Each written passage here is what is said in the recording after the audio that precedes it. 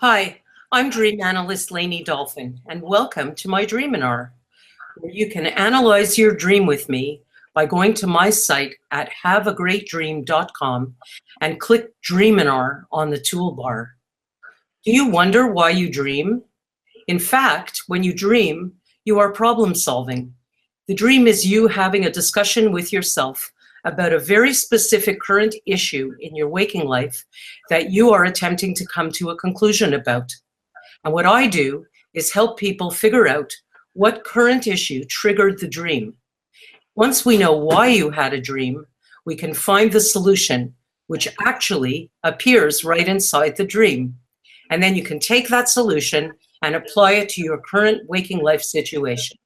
So whether you remember your dreams or you don't, you're still problem solving, but you sure get it a lot faster if you know how to decode what the heck you're trying to say to yourself. And so I'd like to introduce our dreamer today. It's Derek. Hi there, Derek. Hey, everyone.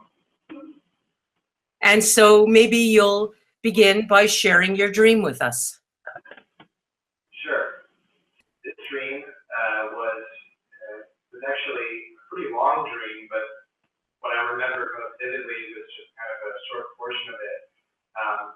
And that involved me sneaking into a community pool when with a group of people, I think about 6 people, and no one else wanted to do it except for me. And there was one female figure, at least one female figure with us, who was probably my girlfriend, but it's not clear that it was necessarily. We rolled over the bushes to sneak in, and once we were there, it looked like kind of a senior home pool or something like that. One of the lifeguards was preoccupied when we sneaked in and didn't notice.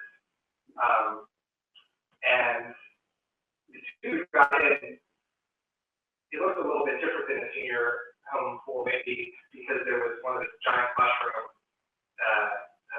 things in the middle of the pool. And so maybe we figured it was like a church pool or something like that. One of the lifeguards seemed particularly special, kind of glowing and holy in some way. I think because of his eyes, which were glowing, and he was black. He was really nice, and at first we thought he didn't notice, but then I kind of realized that he did notice that we had stuck in, and that he was okay with it. And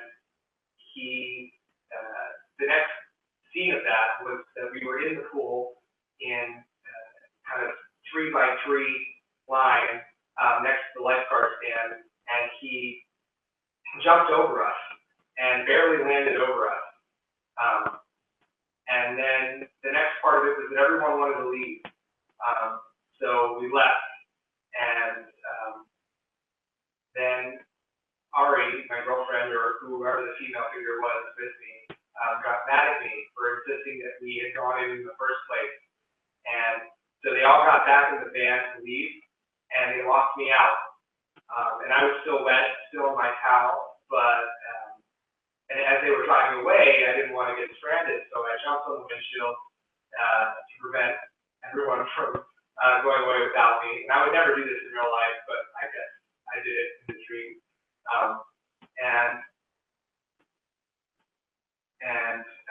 Ari, or my girlfriend, was talking to the driver or some random guy to drive away quickly, but I stayed on the windshield. I wouldn't let them go without me. So I jumped on the windshield and just wet, still in my towel, and somehow we were going really fast down a busy highway with me on the windshield. I didn't like it. And when we got down the highway, I got off at the end, and that was the end of that scene. And then we flashed to a first day of college somewhere, and because it's the first day of classes, you can kind of attend whatever courses you want just to kind of shop around. And so I was in some business class, and my old roommate was there. And my old roommate was in the front row talking business with the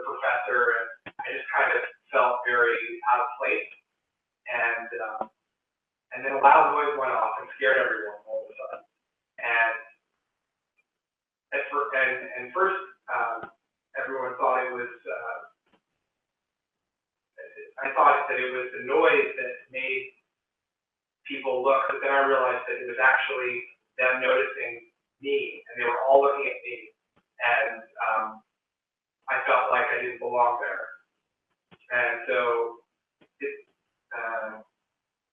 as soon as I realized I didn't belong, that was really the end of the dream.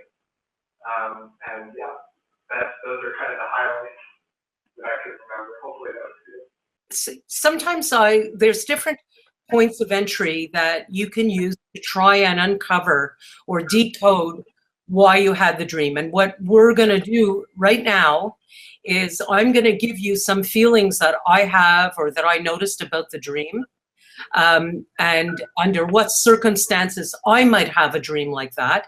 I'm going to do the rote and the plot and how they kind of come together for me. One is that there's kind of a repeat in this idea of separation or having another idea than somebody else. And you started out by saying that you're the one that wants to sneak into this community pool and your friends don't feel the same way. So there's this difference about the way you're feeling.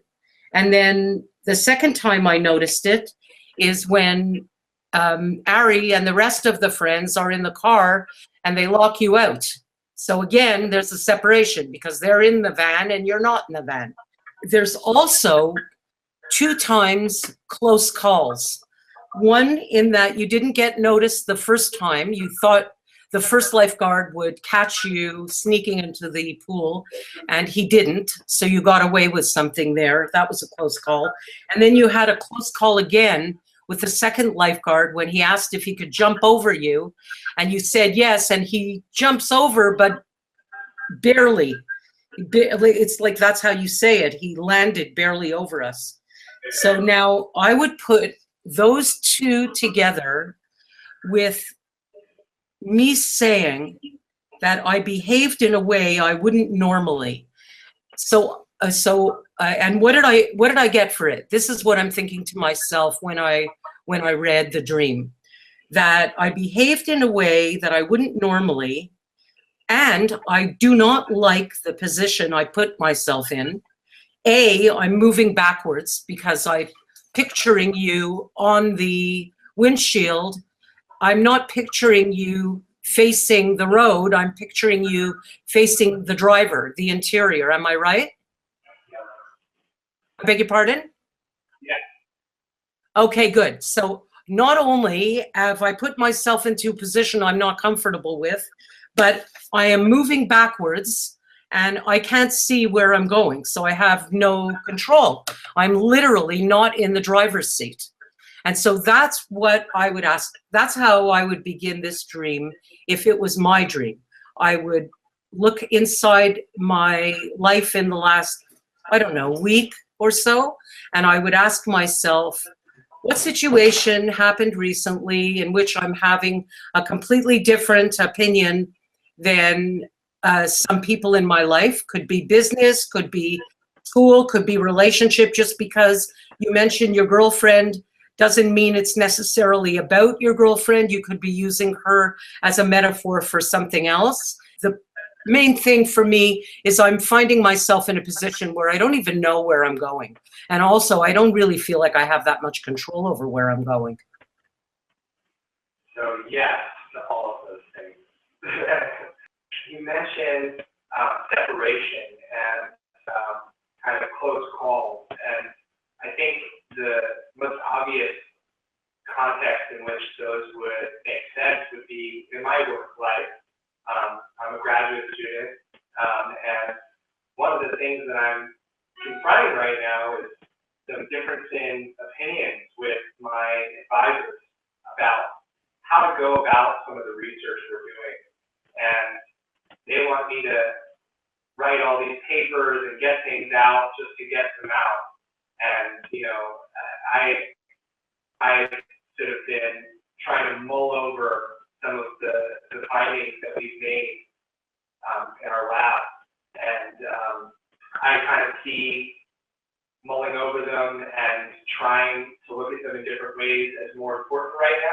and they don't think that way at all.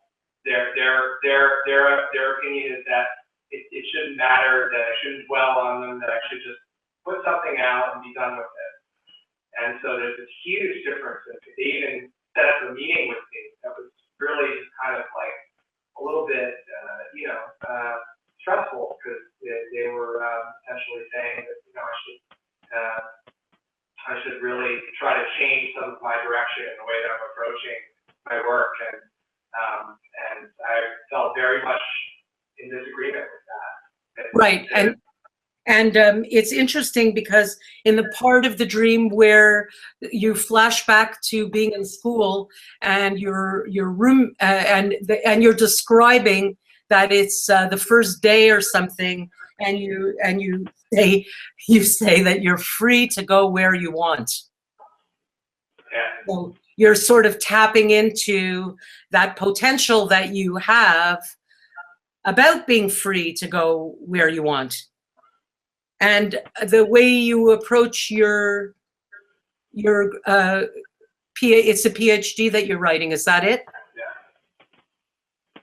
And do you have even though they have a different opinion, the advisor, even though he has a different opinion, do you get to ultimately decide which way you're going to drive that bus? That's a really good question, and I feel like that is kind of the question, and the answer is I guess I don't know. I'm not sure. It's not clear to me whether at the end of the day I get the final say at this stage in my kind of research career, or they get the final say. I kind of was hoping that it would be my choice, and it looks like it's going to have to be some kind of compromise of choices, and I'm not too happy with that. Right. I get it. And I also get it how one of the guards is you decide that you're not in an old person's pool, but you're in a church pool, and that the guard is holy. And so for me, the holiness would be a good description about how I would think about advisors from school, or now today advisors in business, or that. So they're kind of like looking up to somebody, and in the meantime there's a close call from someone who I'm looking up to, literally, because a lifeguard, the lifeguard seat, you do have to look up to it. And so it sounds like this is not about Ari at all, and it sounds like you've done a stunning mirror of the situation about your advisor and your work for your PhD. Sounds like it's a lot about that. Yeah, very much so. And I didn't even think of it, but the lifeguard is kind of that particular type of character makes sense too, because they are kind of like lifeguards for me. They're the ones who are sort of in charge, blowing the whistle at me. So it sort of makes sense that it would be kind of, I didn't even think of that. Some of the clues that the subconscious gives us in such a sophisticated way is how what's your old roommate's name? His name is Michael Guido. We used to call him Guido. I have no idea why he went by that. But just the simple fact for me, personally, the reason why I feel very comfortable that you have nailed the dream to the correct current waking life issue is that you have Guido appear in the dream. Because now that's the way of saying I'm talking about school to myself. That's how you say it. You use somebody that belongs from school. What's your first thing about what a person should do if they're feeling like separate and that they don't really belong? And what do you think? Just guess. What do you think would be a simple solution for being in that situation, or not having control anyway? Yeah, I guess. Well, in terms of what I would do, maybe more instinctively in this kind of situation would be to, ideally address it. to people. Hello. Yes. But, And you illustrate that in the dream. May I ask, when you were driving backwards, you're sopping wet, you don't even have your clothing on, you're like totally exposed, plus you're plastered literally against the windshield, driving backwards with no control. If that would have happened to you in your waking life, what would you be doing? what would I be doing? I'd be panicking, having a near heart attack, scared for my life, probably. But And also, would any sound be coming out of your mouth? I'd be screaming, probably Hello. yelling.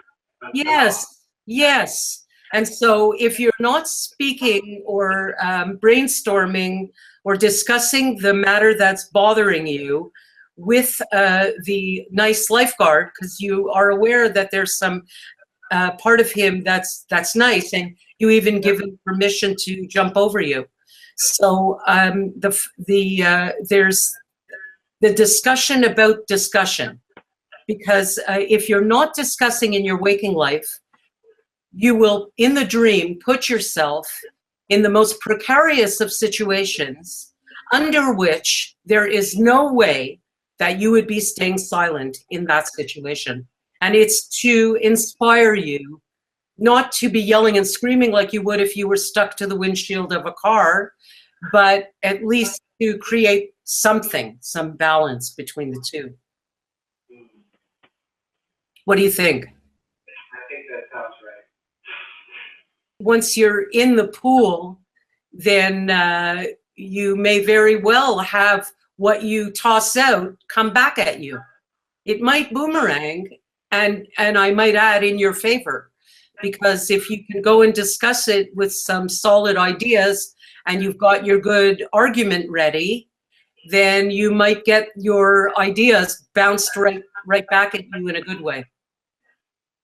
Yeah, I think you're right, and maybe, one thing that I sort of have been thinking in the back of my mind as of late is, maybe I haven't communicated as effectively as I could be doing some of what I think, my opinions about the necessity of slowing down and doing the work that I'm doing more carefully and sort of the way that I want to do it, in addition to meeting their goals. So I think, yeah. And my final question that I want you to look at is, tell me the first 3 things that come to your mind about your girlfriend, Ari. And let me ask you this. If you have a disagreement about something, is she a style of person that will tell you about it straight up? Or is she someone who holds things back? No, she'll tell me about it straight up. Straight up. And I suppose that's why she disagrees with you in the dream.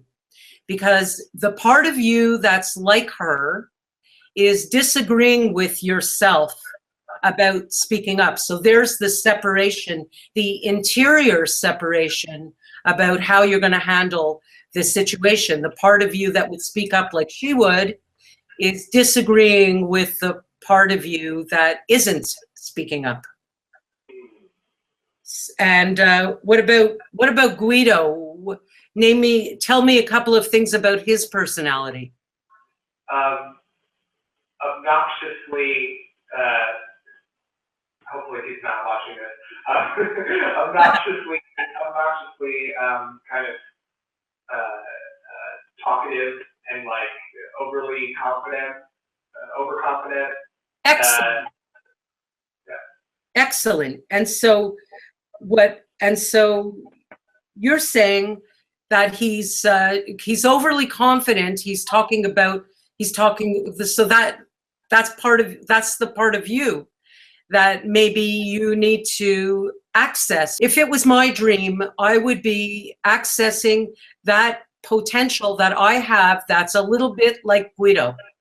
The part of me that feels very confident, and that whatever it is I'm talking about, even though I'm in school talking about business like Guido's doing in the dream, he's still very comfortable with himself. And I guess your subconscious might be asking you, I mean, only you can confirm that, but for me, that would be my subconscious getting a little bit closer to access that potential that I have, not only to speak up for myself, but to feel confident about what I'm saying so that I can get that boomerang effect. I think, and that's probably pretty important for me to hear too, because I think I definitely tried to speak up, but I think when I do that, I put so much faith and trust in my advisors, and they're, pretty convincing, persuasive people that I could sometimes back down and not confident enough to advocate for myself or my, opinions about things when they disagree. So, Okay. That's great. That's great. And even though we do look up to our advisors and, we do, but it's also true. You remind yourself about his humanness or their humanness by the fact that you give him permission to jump over all of you and he almost hits you. So there's a lack of perfection there, even in this godlike character. You're right, and actually that's a really good point, is I think I attribute a lot of kind of like perfect leadership qualities onto them, and I project that onto them as though they're holy and all-knowing. But it's true, you're right. I think they are human and they are prone to making mistakes and being wrong. And in those cases, I need to be prepared to advocate for myself and disagree if I really see that they might not be. That's right, and to express the difference. Same as Guido would. So if anything, if I was Guido, by the way, and I ever saw this video, I'd be so flattered to hear that associations of this man are, this quality about being really confident in speaking up for himself. So that's great, because that's the part you're going to access. Yeah. So are you satisfied with the analysis of the dream? Yes, I would never have thought that deeply into it, but I can say that it rings true, that the analysis makes sense, that it seems like none of these are a stretch in terms of making those associations, and they really do, it really does seem to present the solution that maybe I had in the back of my mind, but couldn't really admit to myself. If that makes sense. Right. And the other lesson in the dream is just to be ready, like get yourself prepared, because even though you will be behaving in a way that you don't normally behave, that you don't want to put yourself in an uncomfortable position where you can't see where you're going and you don't feel in control. You want to get into the driver's seat inside the van. Yeah, you bet. Okay, great. That's good. Hopefully with clothes on too. I beg your pardon? Hopefully with clothes on too, not just a towel. Yes, with your clothes on. So I guess this is all a story about do your homework and be prepared so that you've got your answers ready when you hear what he has to say, that you're ready for your responses. Yeah. And then you won't find yourself naked with your without a control. Yeah, regaining some sense of control, I think, too, is maybe an umbrella for a lot of this stuff. Excellent. That's great. That's great. Well, Derek, thank you very much. Thank you. That was really amazing. I'm so impressed.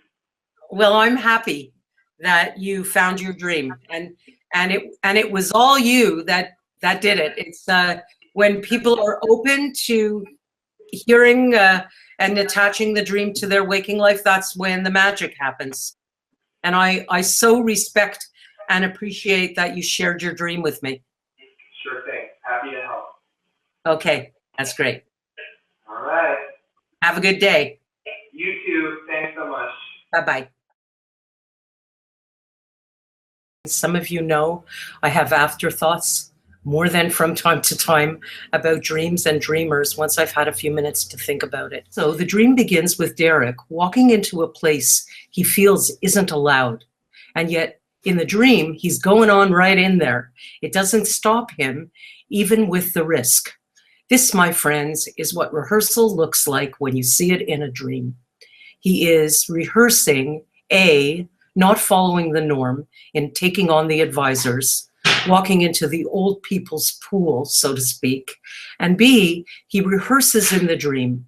And by the time Derek actually does walk into the office of the advisors, he will have successfully desensitized himself by having dreams like this. And then it turns into something like been there, done that, because you've been rehearsing what it is that's making you anxious about before you have the actual life event. And then by the time you do that, it's like you've been doing it all along and you're much more relaxed about the goal that you want to accomplish. There you go. There's my afterthoughts. Have yourself a great day. Oh yeah, and sign up for a free Dreaminar so that we can look at your dream together.